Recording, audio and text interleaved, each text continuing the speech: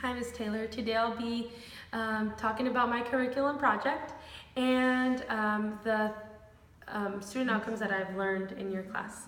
For my curriculum project, I decided to do it for preschool, specifically for the city of Dublin. I believe that the city of Dublin brings a lot of languages, a lot of ethnicities, a lot of cultures. Some of the languages, for example, would be, Farsi, Hindi, Spanish, Cantonese, Mandarin, and of course English. This would be for a preschool that has both girls and boys, and the ages from 3 to 4 years old. Why I chose this ism. I was actually supposed to do it on another one. I turned in my first draft and it was supposed to be on the ism of color, but I just couldn't come up with any ideas. I couldn't identify with it and I was struggling so much to just type it up and come up with ideas. And actually there was a situation that happened at a place where I worked at, and it actually reminded me of something that I went through. And that's the reason why I decided to do the ism of linguistic discrimination, which is an individual who is discriminated based on the language that they speak. And I felt I was able to identify with it because when I was growing up in school, I wasn't allowed to speak Spanish at all. I wasn't allowed to speak it in class, and I wasn't allowed to speak it out of class. I know. But I remember that specifically white children would always think that I was talking bad about them.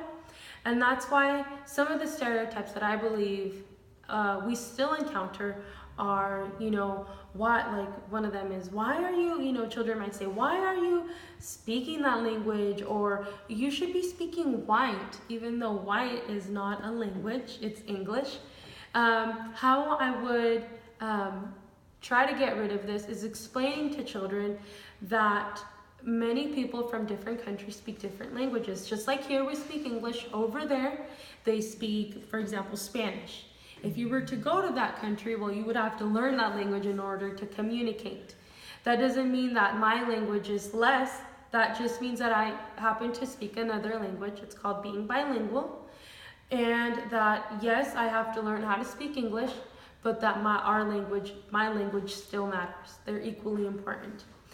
Some of the visuals that I would include in my classroom and included in my curriculum project is to have a lot of pictures, a lot of signs that not only were English signs, but have them be bilingual.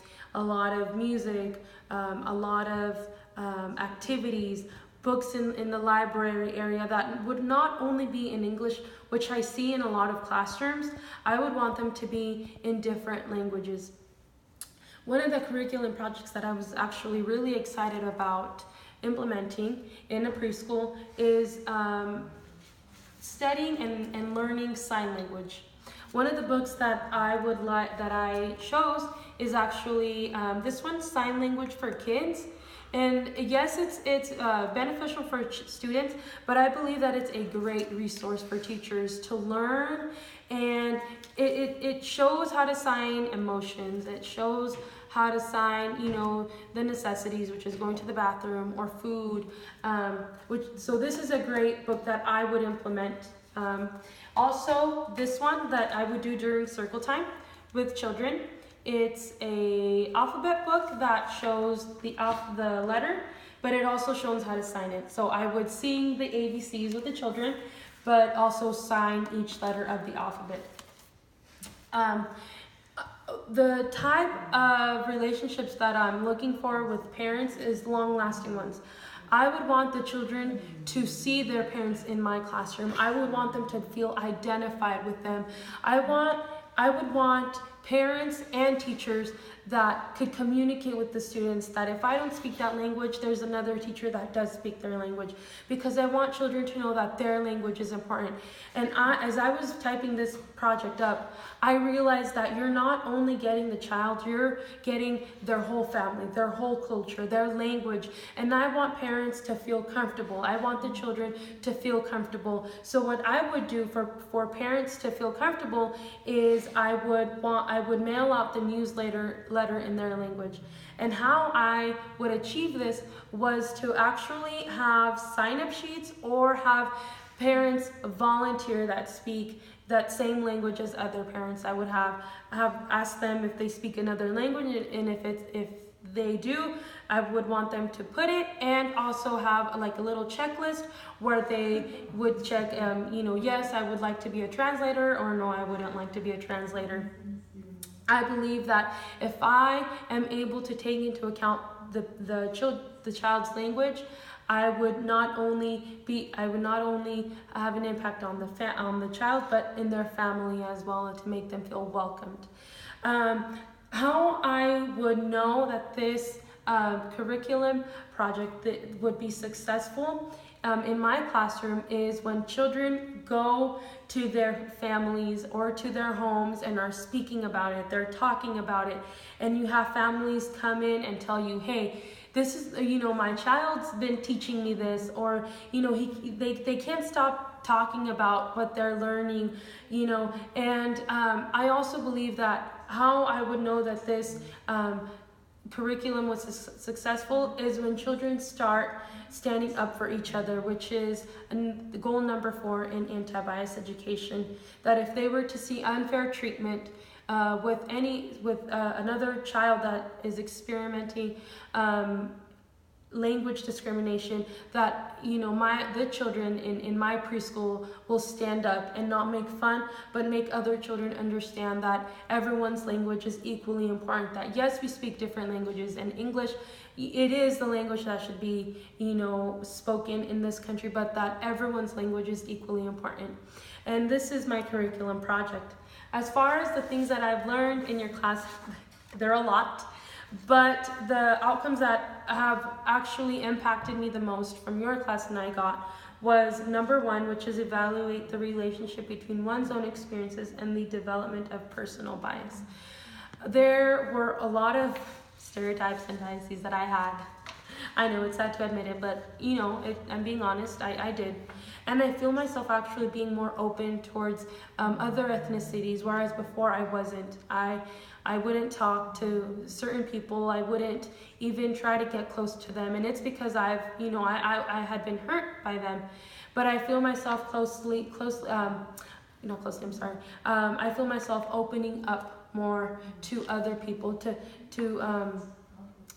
people that are different from me. And I not only tend to, speak to the people that look like me, but now I'm able to speak to even more. Another one that I believe impacted me is number 4, identify and act upon issues of social injustice and bias that occur in classrooms. And this project actually helped me see this.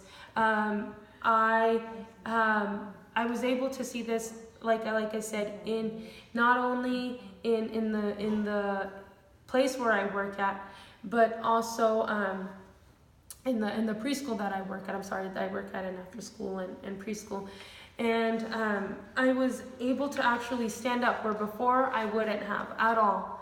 I always get shy and try not to say anything, but I've been actually able to get the courage to stand up for people, and actually have asked the lead teacher to have other parents be translators, or have suggested to have more curriculum in different languages, which is also outcome number 5, which is evaluate classroom environments and materials.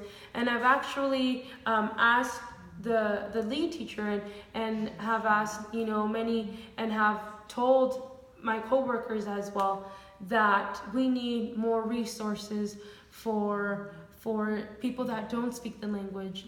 We need more materials that the children can relate to. And I know that I won't be able to achieve this right now, maybe not soon, but I know that I will be able to make a difference later on. And so I've learned a lot in your class, and I thank you for all of your lectures and everything that you did to make us grow. So thank you, Mrs. Taylor.